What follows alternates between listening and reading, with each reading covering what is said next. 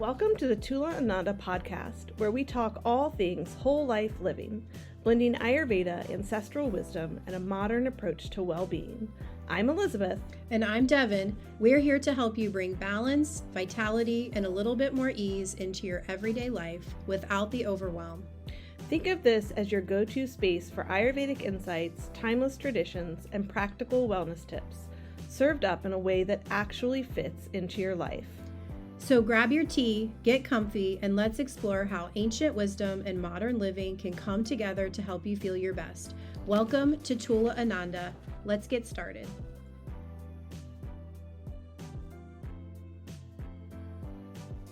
The information shared in this podcast is for educational and informational purposes only and is not intended as medical advice. We are not medical doctors. Always consult with a qualified healthcare provider before making any changes to your diet, lifestyle, or wellness routine. The content of this podcast should not be used as a substitute for professional medical advice, diagnosis, or treatment.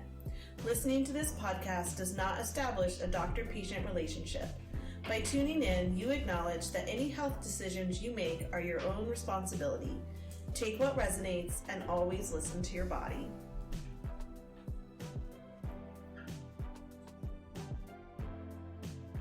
Welcome, everyone. I'm Devon.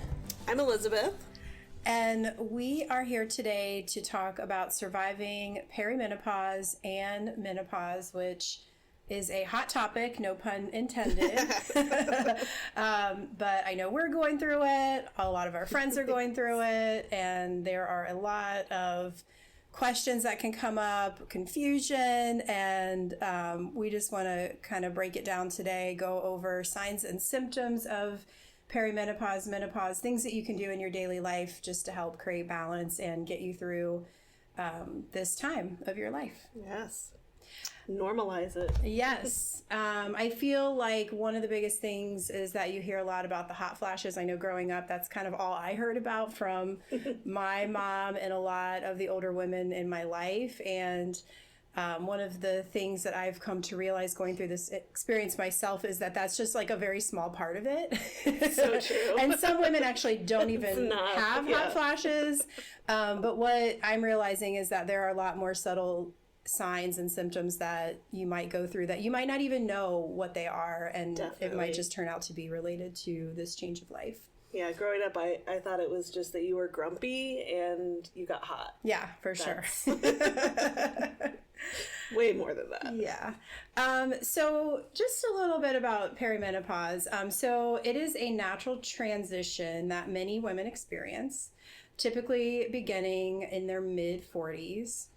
On average, women enter perimenopause between the ages of 45 and 50, though some may start noticing symptoms as early as their late 30s. And I sure did. Yes, that is another thing. I feel like when you look up menopause and perimenopause, it seems to me a lot of times like they're leaning more towards the menopause part of that, where you know for sure that you're in it. But like I know in my mid-30s, I started having issues with sleep and other things that I definitely little memory lapses. Yeah. And so I feel like a lot of times you'll hear it's more 40s, but it definitely, especially if you're really in tune with your body, I think you can notice things a lot earlier in some cases. Definitely. And this can last for several months to over a decade for some women. So it really varies on how long this stage of life will be for everyone. My amazing mother was in perimenopause for 15 years. Oh.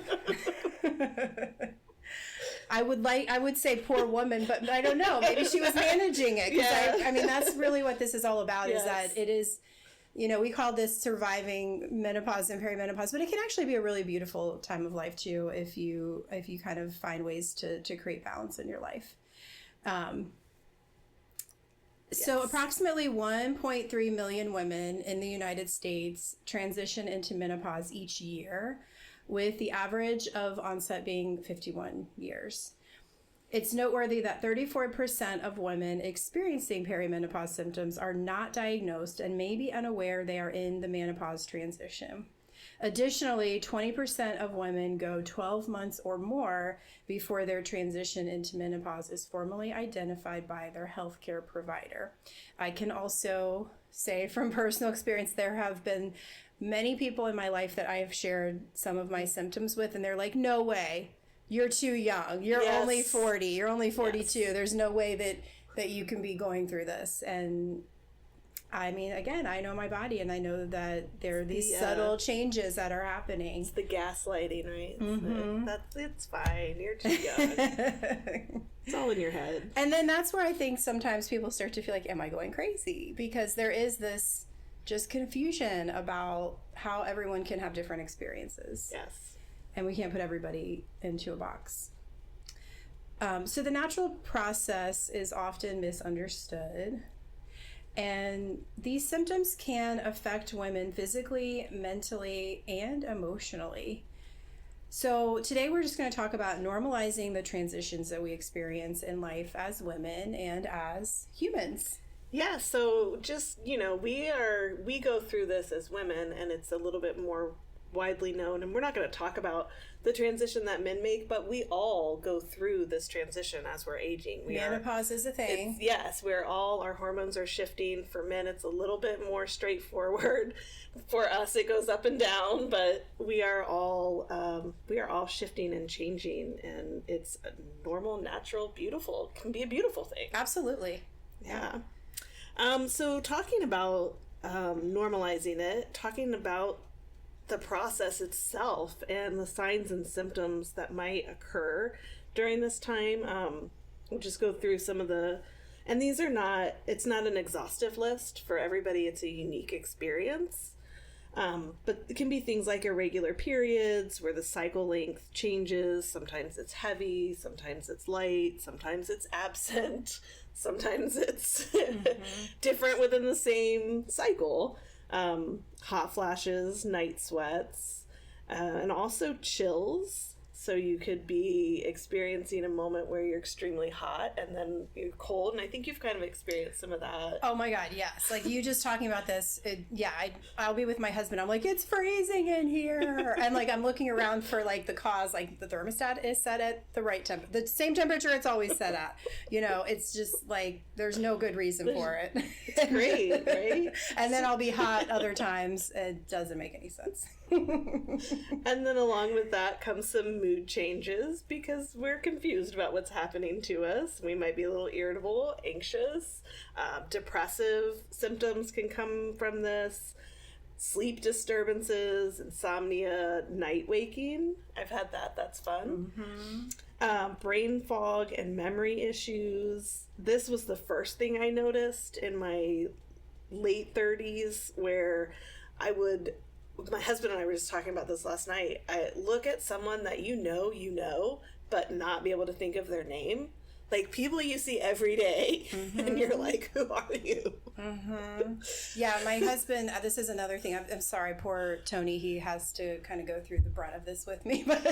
But he's like, he told me the other day, he's like, I've noticed that you are forgetting a lot of things lately. And of course, I was offended. Of course.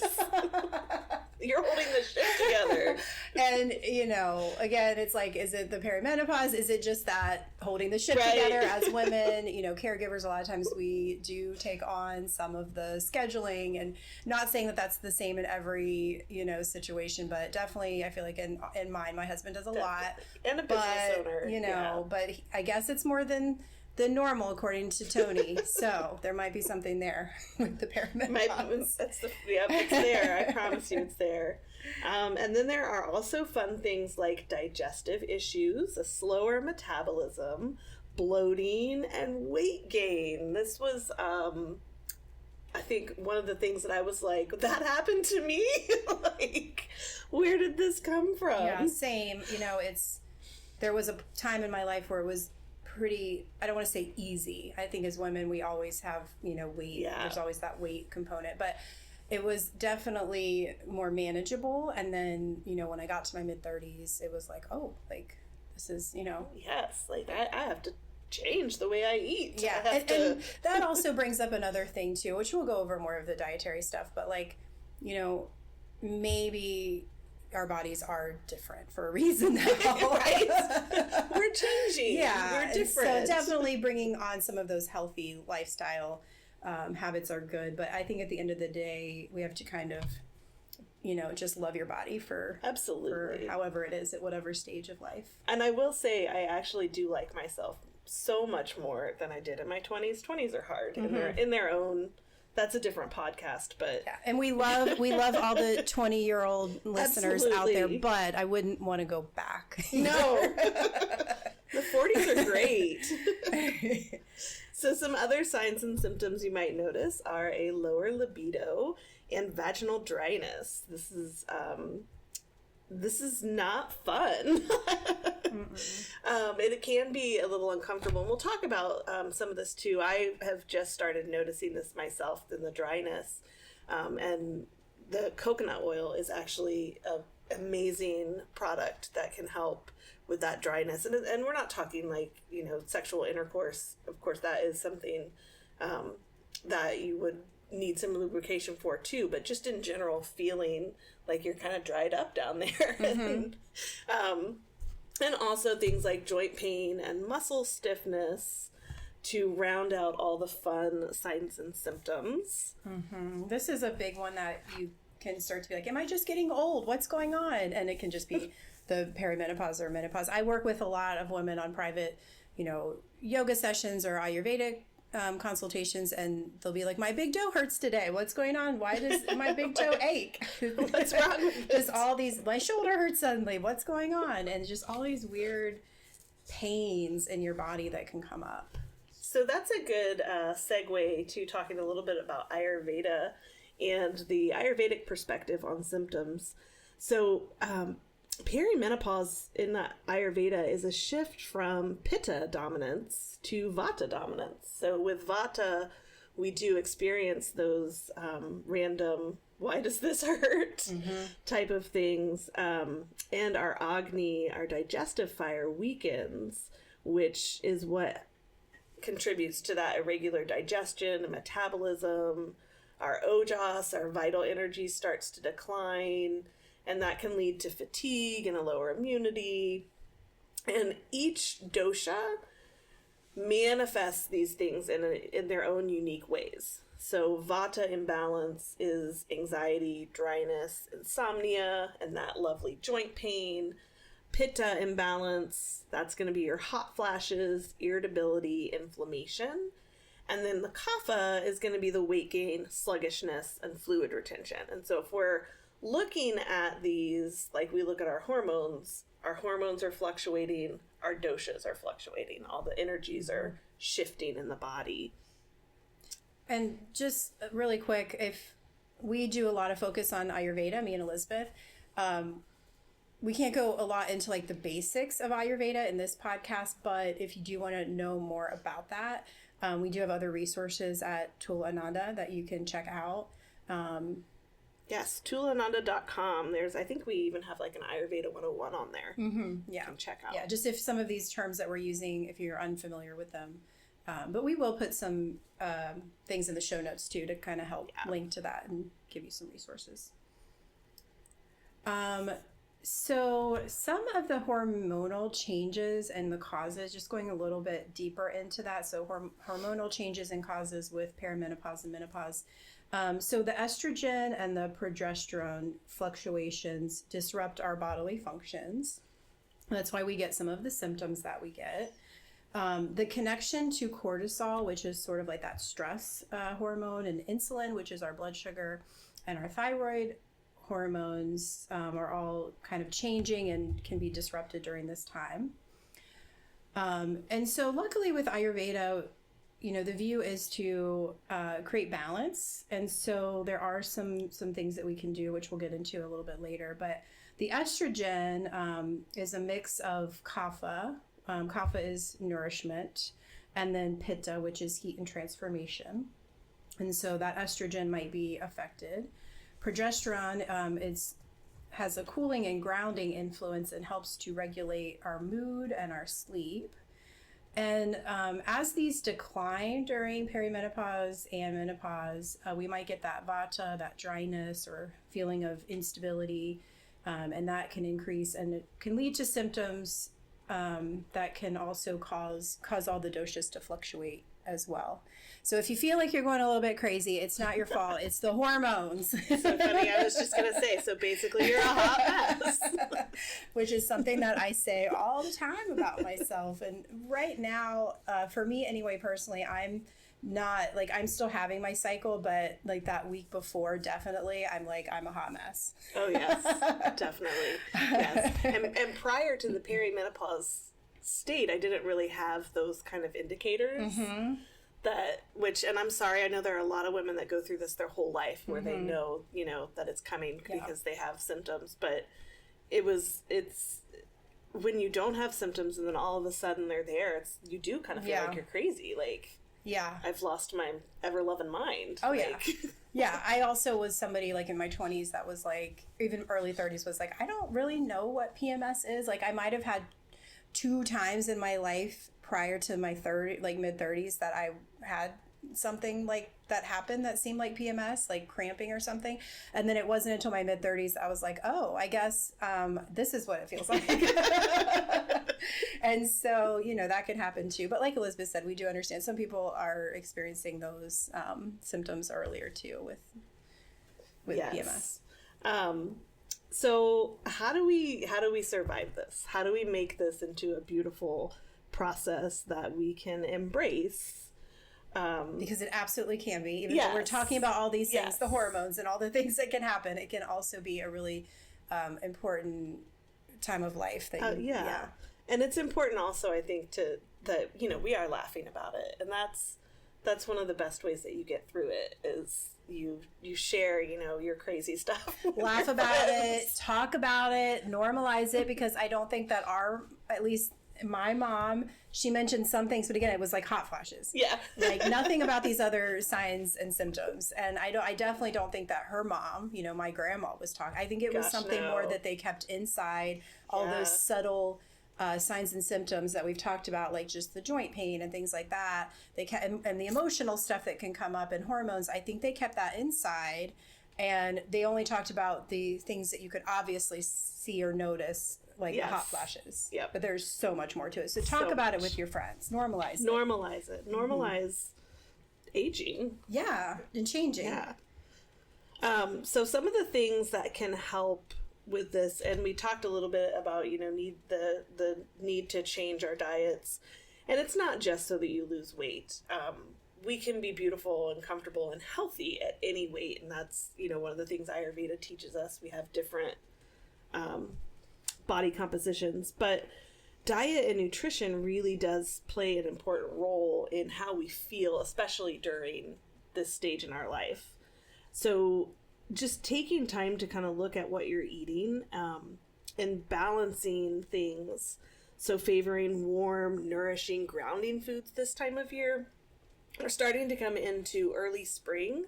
So we're late winter, early spring right now, and it's a very kapha time.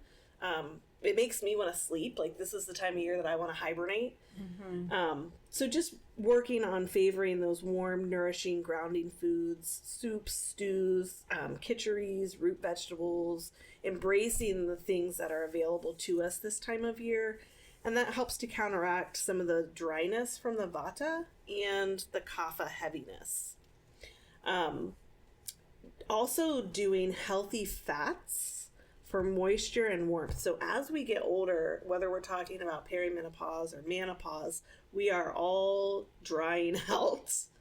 And having more of those healthy fats, ghee, avocado oil, olive oil, sesame oil, all of these things can help to combat dryness, and they help support our hormonal balance. And Devon and I will actually do like olive oil shots. Mm-hmm. Just pouring a glass, a little shot glass full of olive oil and taking it like that, because it's so nourishing to the body. Especially if you're feeling, like, I know when I'm really dry, I can feel it, like my skin, I can feel it.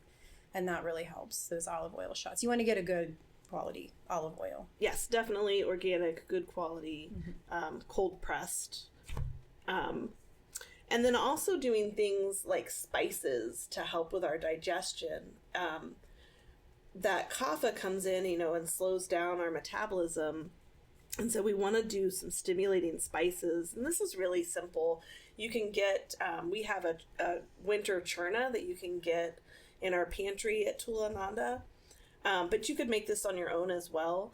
It's just things like ginger, black pepper, cinnamon, cardamom, those warming spices that you just sprinkle on pretty much everything you eat.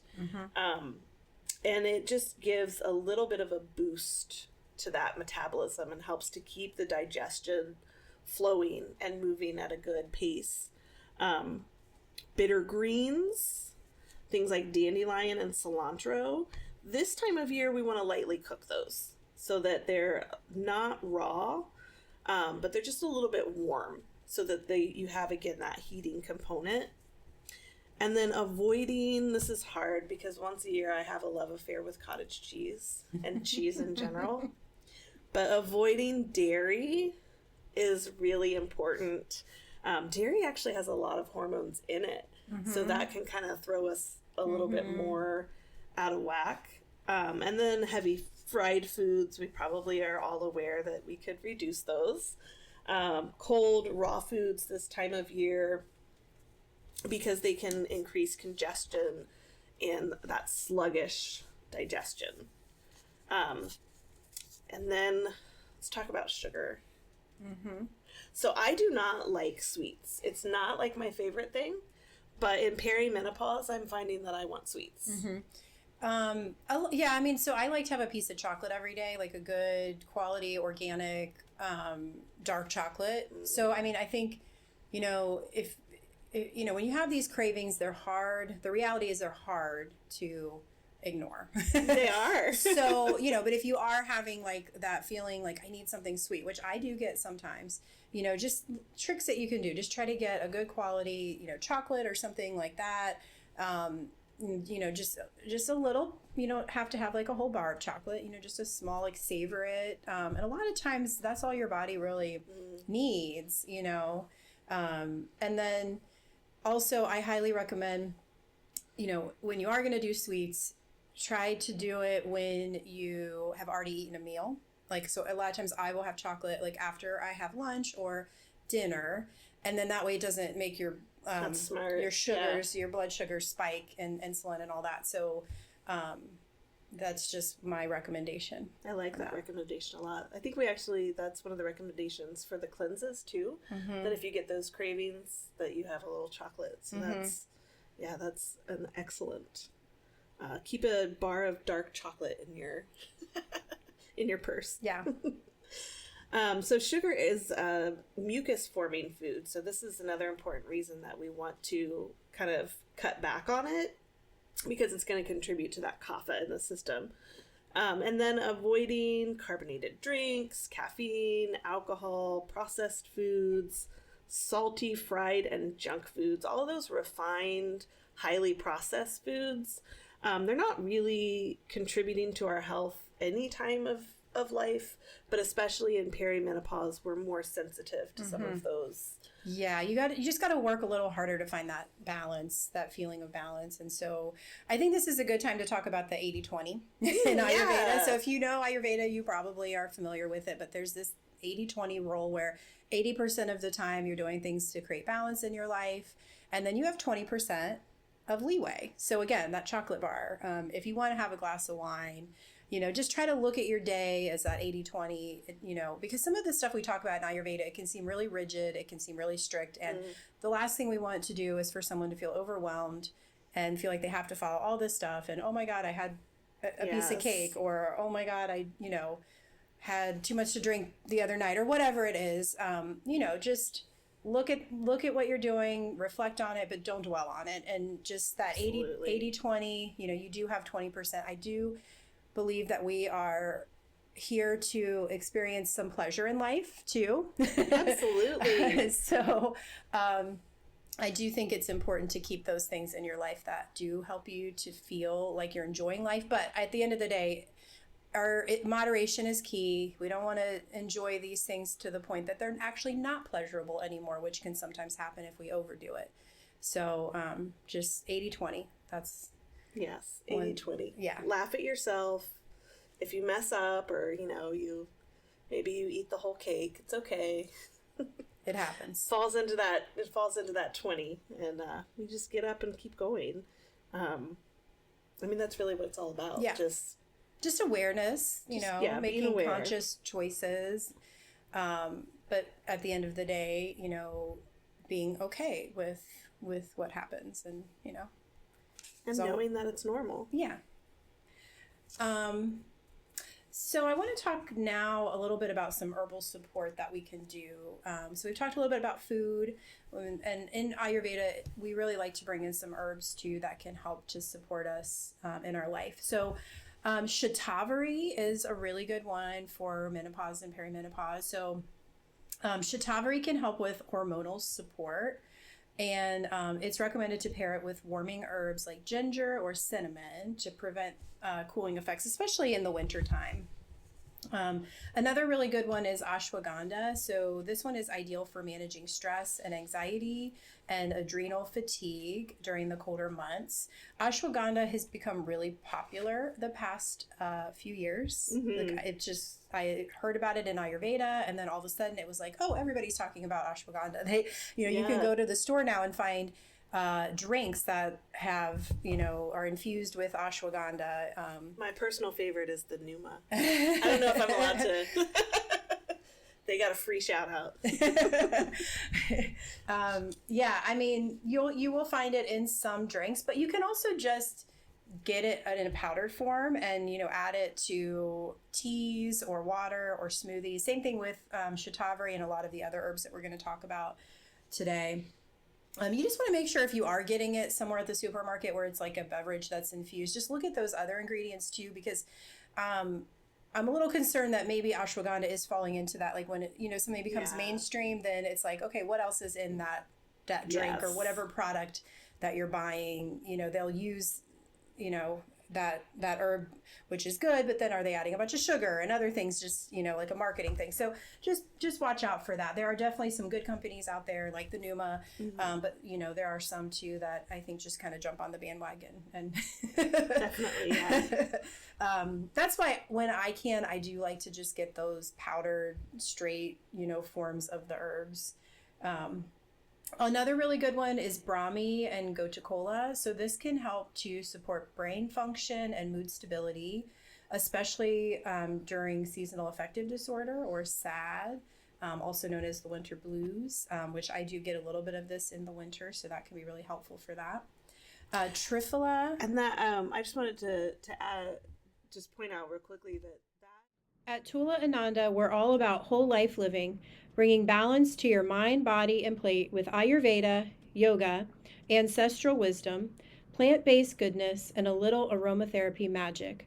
We're Devon and Elizabeth, Ayurvedic health and wellness counselors, registered yoga teachers, plant-based chefs, here to help you live well without the stress.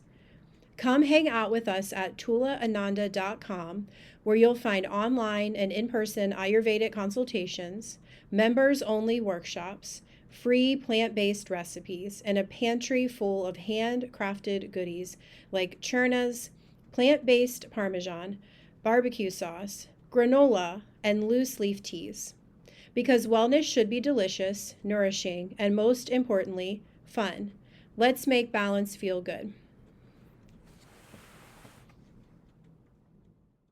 The seasonal affective disorder you may notice that more as you go through perimenopause and menopause too, that just because you're a little bit more sensitive to some of the things going on. Yeah, so I didn't get a happy light until my mid-30s, and I swear, I had heard about seasonal affective disorder, but I didn't really, same thing like PMS. I was like, I don't feel like I have that. And then mid-30s came around, I was like, oh yeah, I need some vitamin D, and we'll talk about vitamin D too and sunshine, but yeah, like happy lights can be really great. Also, I highly recommend those. So another really good herb is Triphala. So this one helps with digestion. So not just like menopause and perimenopause, but in general, if you're having any sort of like slow moving digestive issues, it can be a really great herb to take.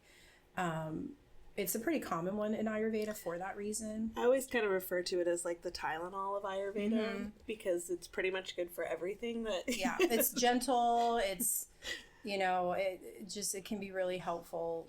If you travel, things like that, because traveling can be vata inducing, that drying quality. Anytime that you're feeling that related to digestion, it can just be really good for that.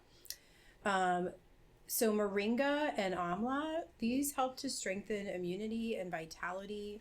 They're particularly useful during the seasonal transitions. Again, we're going to feel more of these seasonal transitions going through this state of life because the body is changing and fluctuating. You might feel these anyway, but you're going to feel it more during perimenopause and menopause. So anything that we can do to strengthen immunity and vitality is really helpful. Definitely. The next one is Chyavanprash. This is a great winter tonic. It's an Ayurvedic herbal jam. It kind of does just look like a jam. You can put it on toast, things like that, or just eat it by the spoonful. That also will help to curb that sweet. Yes, that sweet. Yes. It's a sweeter jam, but it's not like sugary either. It's just it's pretty good. Yeah. So I know I've kind of just had a little spoonful of that after a meal or something, just to if I get that feeling of needing something sweet. But this jam helps with immunity and just overall energy and rejuvenation, which energy can sometimes feel depleted during menopause and perimenopause. Turmeric. So about 1,000 milligrams daily can help ease inflammation that you might feel during perimenopause and menopause. Turmeric is also sort of like you can almost just, it's something that, it's good for everything. It's good for everything, liver, all the things. Detox. Inflammation, yeah. Yeah. Black pepper, so you can add some black pepper to foods to also ease inflammation, improve digestion, and nutrient absorption. One thing about this, you don't want to go crazy with like the turmeric or the peppers because like it can be pitta aggravating. Yeah. So if you are someone that is maybe feeling a little bit more on the pitta side, maybe like you're getting more hot flashes or whatever lately, you may want to kind of either avoid it or maybe just not use as much. But I do think the benefits overall outweigh any of that. I feel like if you're doing all the other things that we're talking about, it's okay to bring in a little bit of heat. Definitely, yeah. And especially this time of year, with it being winter, it's probably the best time of year if you're going to use it. Yeah. Aloe vera is really good, and this one can actually help with those things like the hot flashes or the heated effects that you get from that pitta being aggravated. So if you are someone getting a lot of hot flashes or just feeling overheated, or even just in the summertime, using aloe vera, you can get it in a powdered form, or you can get like sometimes a juice too, but just be careful again, make sure it doesn't have a bunch of sugar added to it. But if you get like the powder, you can add it to smoothies or water or teas or things like that. And it also can help to just overall balance the estrogen. And with balancing that estrogen, it will help with the dryness of the vagina too. So that's a super, yeah. Keep it juicy. Keep it juicy. All right. So the next one is vitamin D. So this is one that again, we're going to notice things more during menopause and perimenopause because of the things that are already changing in our bodies. But this is one that pretty much everybody could benefit from is vitamin D. So most of us are not getting vitamin D. I think there's a lot of awareness about this today. So spending time outdoors when you can to soak in that vitamin D. We live in Ohio, so we do experience all the seasons. Right now, there's a bunch of snow outside, and sometimes here we don't see the sun for a week or longer. It feels like. So, you have to, depending on where you live, this might not be possible. So I do take a vitamin D supplement. I do as well. Yeah. Yeah. And I might not do it in the summer. A lot of times when the sun is out more, I'll stop it in the summer, and then I just try to get outside for about 20 minutes a day. And I know there's a lot of controversy about being in the sun. I definitely don't want to give anybody, go against any medical advice. Definitely talk to your doctor. But what I do anyway is I do go out in the sun for 20 minutes, no sunscreen. It doesn't mean that you want your face to be blast, you don't want to get a sunburn. So, you might want, not to be high noon. Right. Be smart about it. But if we're wearing sunscreen, it does block, that from, you're not going to get it. So, yeah, I like to go out in the early morning when it's this time of year, it is especially, it's cold, but if you wrap yourself up in a heated blanket or some big cozy warm coats and some hot tea or coffee, it's nice. It is nice. And even though we won't get the same amount this time of year, it just helps with our overall circadian rhythms and things like that to get outside, even in the winter months. And it makes you feel better. Oh, duh. Oh, yeah. Yeah. You just feel, you'll get more. I mean, we are creatures of the sun. We live on this planet Earth where the sun gives us energy. It just does. We're basically plants that can walk. Yeah. So I can't really stress the vitamin D, and the best way is through the sun. But again, during the winter, take a supplement. It can really help get you through and boost your mood. Yeah, there's a lot of doctors, if you are experiencing anxiety or depressive symptoms, that's one of the first things they'll check is what is your vitamin D level, because it really can affect not only your just your hormones, but how you feel, your mood. Yeah, I mean, seasonal affective disorder is a real thing. Today's episode is brought to you by our amazing sponsors, Aromatherapy Sanctuary and Day Yoga Studio, 2 spaces dedicated to supporting your well-being. At Aromatherapy Sanctuary, you'll find expertly crafted aromatherapy blends, holistic treatments, and education rooted in the healing power of Ayurveda and essential oils. Whether you're looking for customized blends or therapeutic sessions, they bring the art and science of aromatherapy to life. And at Day Yoga Studio, step into a welcoming space where yoga meets community, with a variety of classes for all levels, workshops, and teacher trainings. Day Yoga Studio helps you cultivate strength, balance, and inner peace on and off the mat. We are so grateful for their support in helping us share the message of whole life living. Check them out and show them some love. Vitamin D deficiency also is linked to skeletal muscle, cardiovascular disease, diabetes, and can help it can cause actually menopause symptoms to feel more imbalanced if you are deficient. So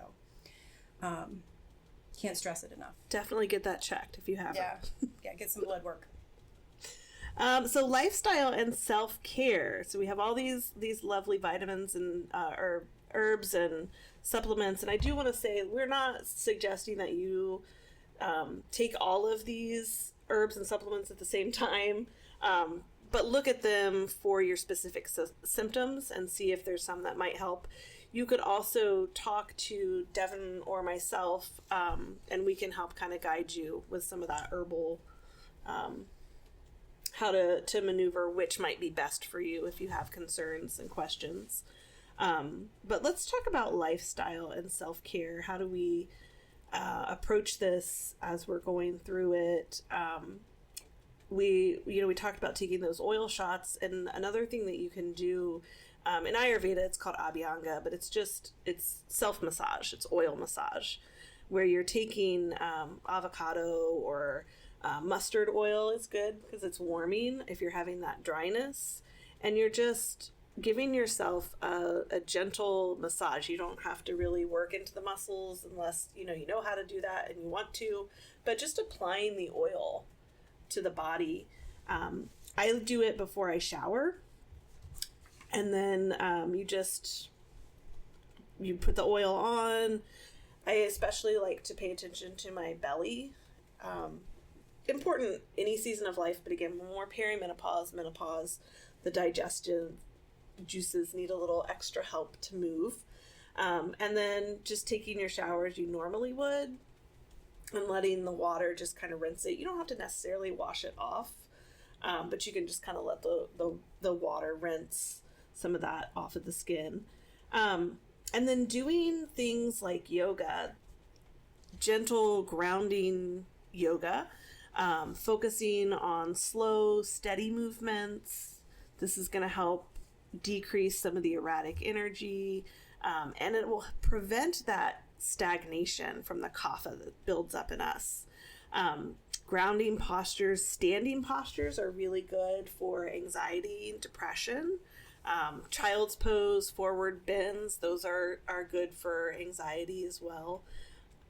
But just having movement in the body, this is one of the things that I think for both of us has been extremely important, and not with just yoga. And I don't know, we'll probably talk about it later on in the thing, but strength training gets really important at this time of life.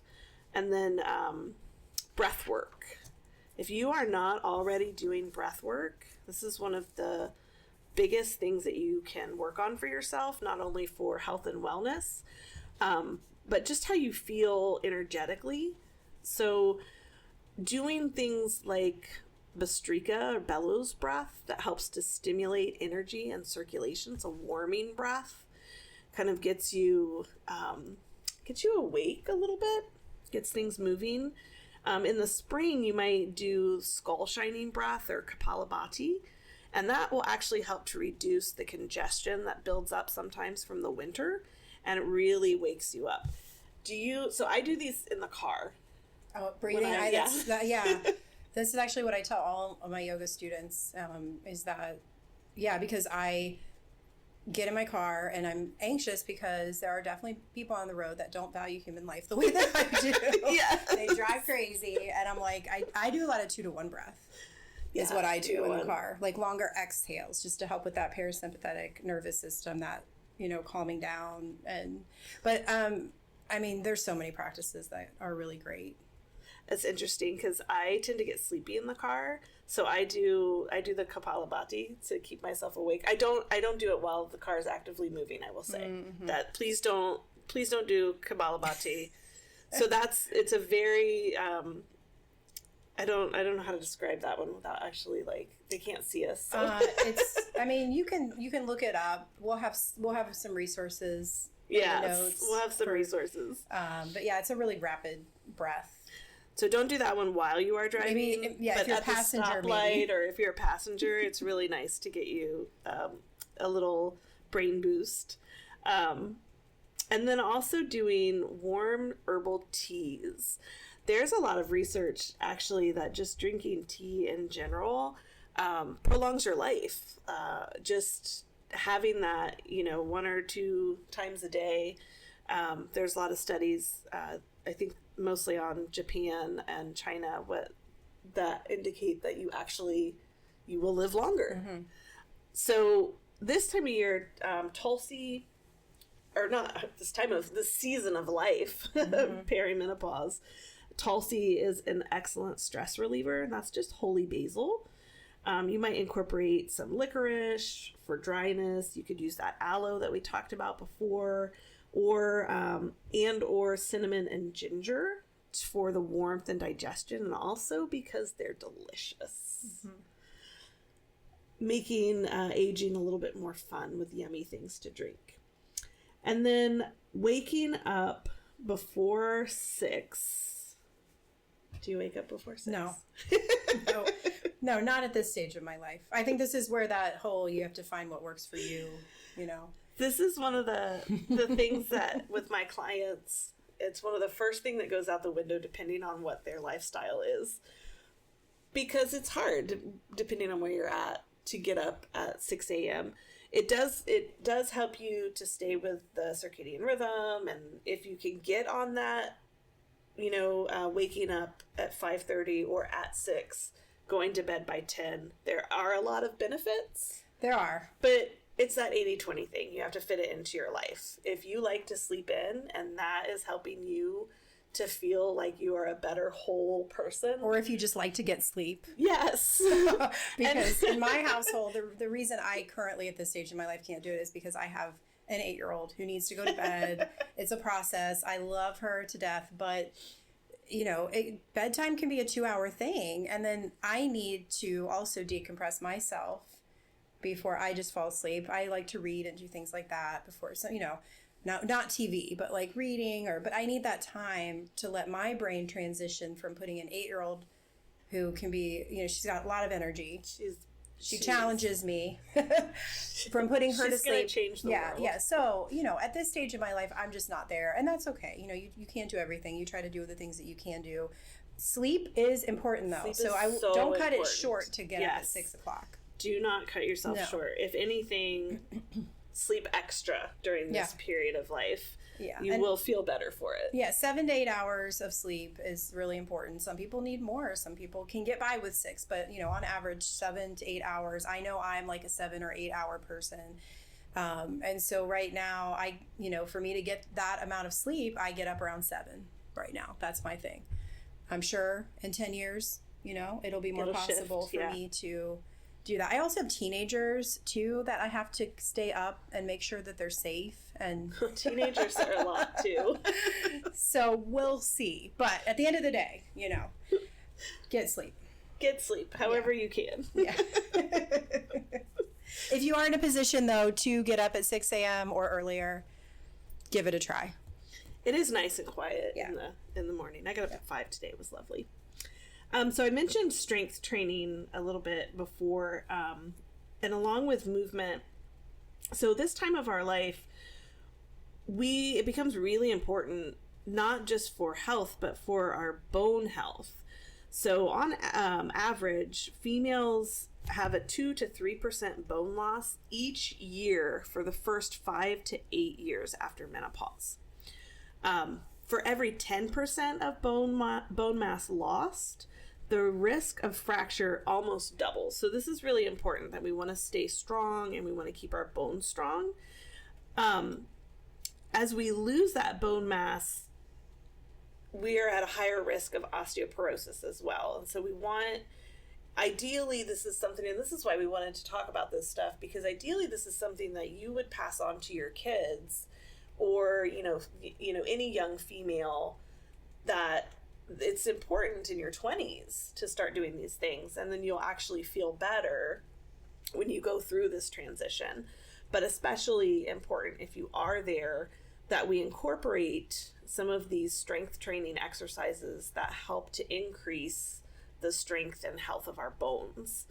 We do that a lot with the yoga work. There's also Barre classes that Devon and I take, and we did training with our wonderful personal trainer for like 2 years, and now she sells pickles. She bailed on us for pickles. But we love her pickles. Yeah. We love you, Aime. We miss you. Check out her pickles, but we'll give Aime a shout out too. Aime's Pickles, they're great. Yes. That's what she does. She makes Aime's Pickles. You can buy them online if you're not in the Dayton area. If you are in the Dayton area like we are, you can find them in some grocery stores. Yes, we'll drop a link in the information below. She has beets too. They're so good. They are really good. So so strength training, really important. Also pickles this time of year, this time of season of lice. And just moving in general, I mentioned a few of those Barre classes are really good because they hit those little muscles that you don't necessarily know are there until you hit perimenopause, and then they either don't work or they hurt. Mm-hmm. And vinyasas and things that stimulate and move you. What else do we want to talk about? Just about the movement, I would just want to add, like, I think sometimes it took me a while. I know in my 20s, I was like all or nothing kind of mentality. I thought, if I'm going to work out or do yoga, it needs to be like an hour, or I'm just not going to do it. Like, I have to be able to go to a class, or I'm just not going to do it. And it took me a really long time. It really wasn't until I had my last child, and I really had to figure out how to make this working out thing, movement practices work in my life.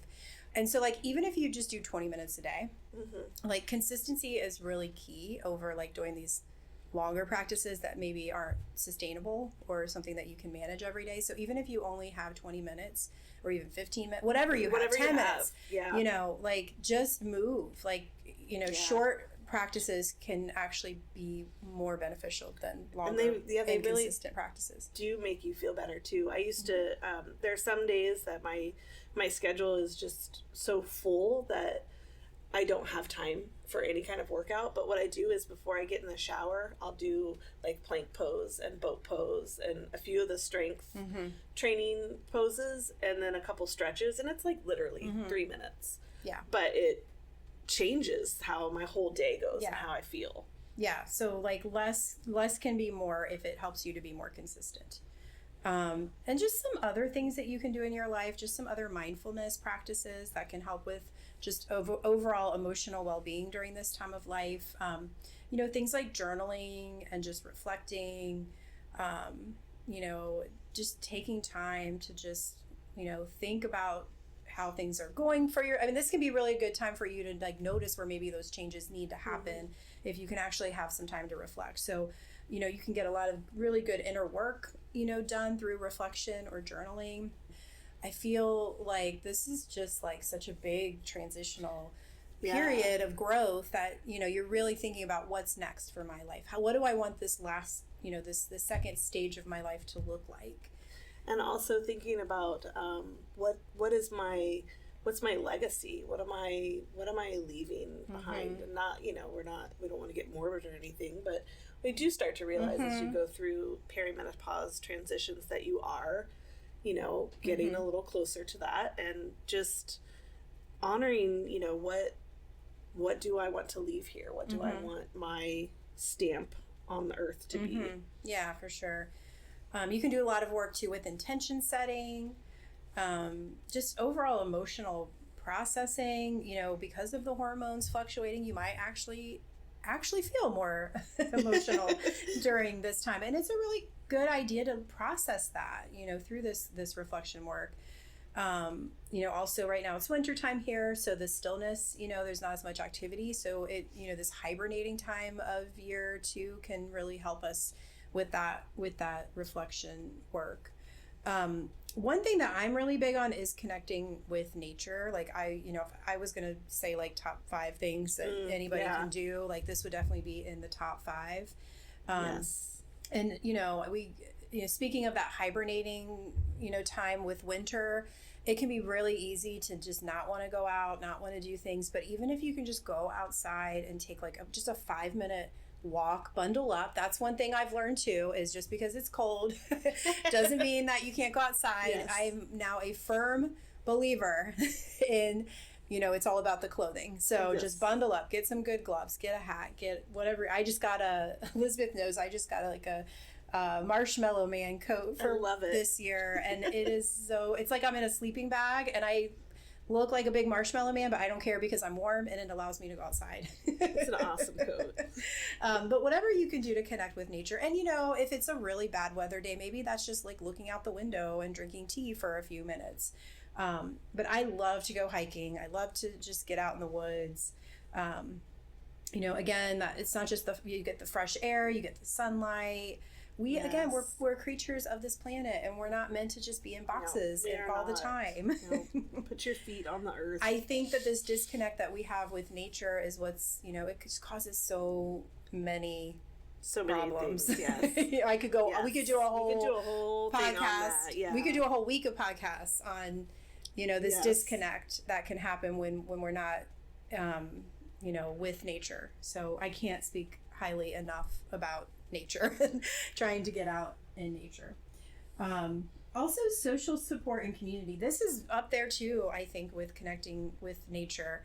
Yes. And so important when you're going through perimenopause and menopause to have that connection, like to talk, to share, to process. This could be family members, but also just a group of women. I really think that this is a time in our life where we really need to come together as women, to understand each other. I know me and Elizabeth, we have some friends that we kind of talk about our problems with and all the things that are coming up, for us. And it helps us to just realize we're not alone in this process, because you really can start to feel crazy, like we've talked about. And going back to like our ancestors, our family members, they didn't talk about it. Our moms, our grandmothers, it was kind of hidden. Let's not talk about it. And this can make you feel really isolated and alone. And then I do think that's when sometimes we do question, like, am I crazy? What's wrong with myself?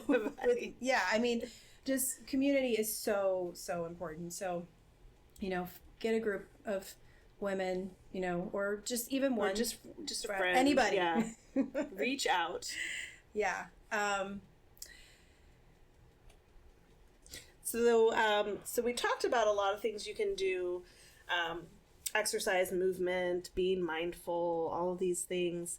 And I do think that it's important that we mention For some of us, that's all we'll need, and we'll have a beautiful transition through perimenopause into menopause. And for others of us, we might need an additional support through maybe medications, hormone replacement therapy, additional adaptogenic herbs, things like tulsi, rhodiola, or maca. These help support adrenal function and energy levels, specifically in the winter, but they're good all year long. And if you are having any kind of, issues that you're going through, perimenopause, menopause related, definitely reach out to your doctor, your family care physician. And you could also consider, if you want to take an Ayurvedic look at it, talking to myself or Devon, having a full consultation to kind of look at ways that you can change diet and lifestyle and herbs and things like that to support you through the process. But we definitely want to be aware that sometimes you can do everything right and you can still feel a little off. That's just the way I think everything is in life, that sometimes we just need a little extra support. So don't feel like if you are doing all the things and you're still feeling a little off, that it's not okay to ask for help, because it is always okay to seek additional support. Absolutely. And I think just kind of like ending things a little bit today, just like embracing perimenopause as this transformational phase. I know we've kind of touched upon that already in this podcast, but just a reminder, it is a challenging time, but also a beautiful time that we can grow and change and learn so much.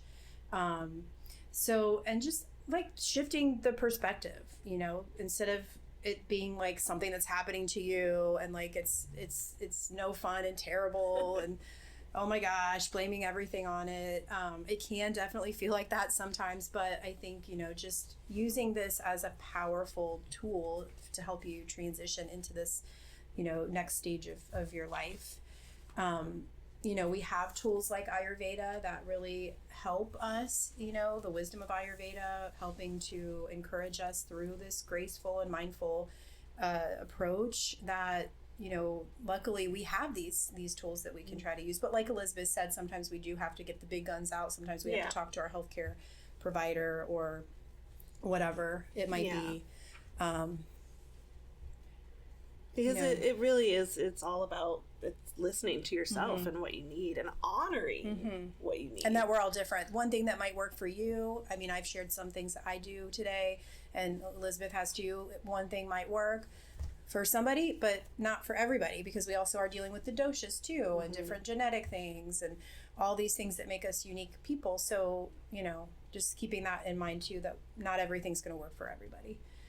You might find one or two things that work, and that's great. I know that's kind of my approach, because we've went over a lot of things today, and that's another thing with Ayurveda, is that, don't feel like you have to do all the things that we've talked about.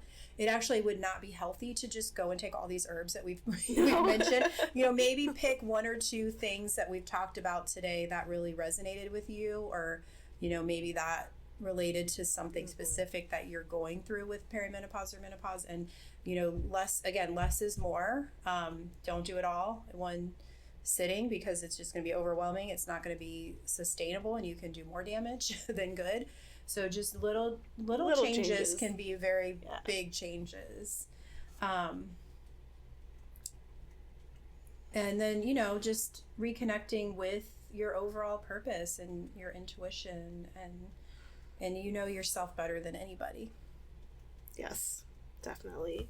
I wanted to share, this is becoming a crone. Have you ever talked about the crone?